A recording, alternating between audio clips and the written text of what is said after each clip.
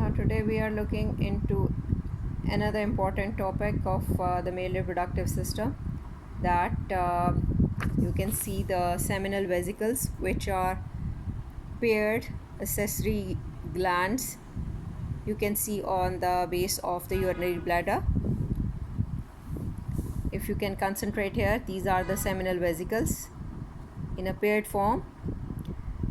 The ductus deferens, which has become dilated to form ampulla. Now this ampulla and the seminal vesicle, they are gonna join to form the ejaculatory duct that is going to be opened into the prostatic urethra. Today we are going to discuss this histological details of this seminal vesicle. It is a 12 to 15 centimeter long, highly tortuous, coiled tube. If you open it up, it measures 15 centimeter, but you can see that it has coiled upon itself and has assumed just an area or a length of 5 centimeter. Now we have to study its histological detail in its cut section. For this you have to view another diagram. This is the lumen of this seminal vesicle. First of all, we have to study the mucosa. The mucosa is very complex structure. You can see it gives a honeycomb appearance, divided into very foldings branching to form the anastomosing branches. The crypts are there, the cavities are there. These are forming the primary, secondary and tertiary folding. So you can see that the mucosa has taken a larger surface area. Now we have to focus that the mucosa consists of epithelium, and which type of epithelium we expect here. We can see another view, this and another one here. The epithelial lining of this seminal vesicle is pseudostratified columnar epithelium, but in few books you can find it as a simple columnar. So basically two types of epithelial cells you find over here.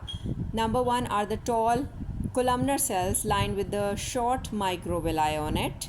These are secretory in nature, and the secretory content adding to the seminal fluid is 70% and consists of you can say the prostaglandin, the fructose, the amino acids, inositol.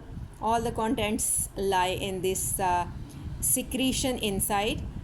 Another variety of the cell is the basal cell, which are rounded. They act as a stem cell over here. Just below it you can find this lamina propria, which is loose connective tissue layer here. It consists of elastic fibers in it as well, and next to it you can find the smooth muscles in between.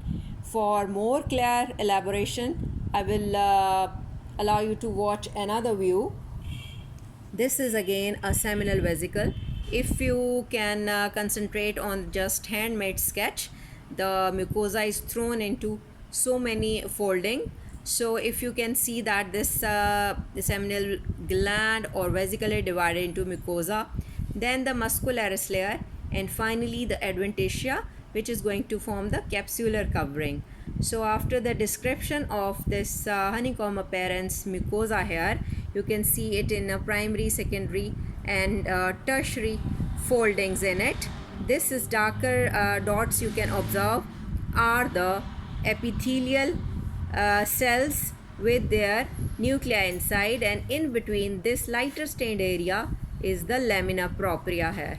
You can find them. Next to just it, no submucosa is there, rather muscular layer comes across. The inner layer forms the circular layer around this. Then you enter into the outer longitudinal layer all over. Next, the last layer, which is adventitia, or some books write it as a capsular covering made up of connective tissue, fibrous in nature as well.